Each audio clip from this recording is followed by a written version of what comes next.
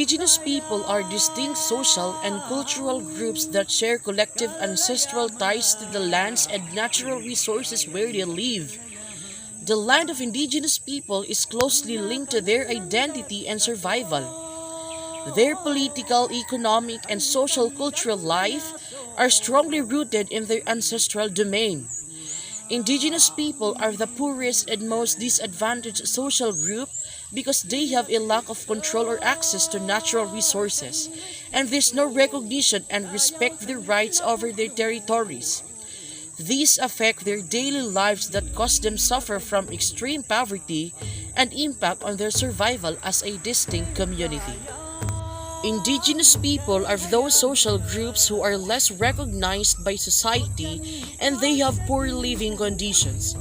According to Jamaico Coyo, a vice chairperson of Kaumbiyahan Sago Manobo Corporation, says that Indigenous people are most likely experience discrimination, suffered from a crisis, jobless, and employment and livelihood opportunities were limited.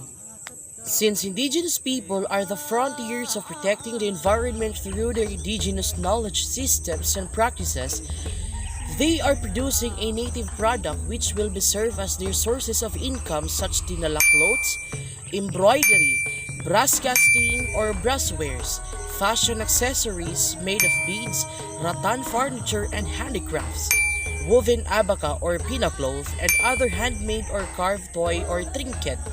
On the other side of the coin, Indigenous people face the same harsh realities. According to Amnesty International, that Indigenous people experience eviction from their ancestral lands, being denied the opportunity to express their culture, physical attacks, and treatment as second-class citizens. When it comes to right to self-determination, Amnesty International proclaimed that Indigenous people have denied self-determination for the reason that a binding principle in international law which refers to principles' right to freely determine their political status and freely pursue their economic, social, and cultural development.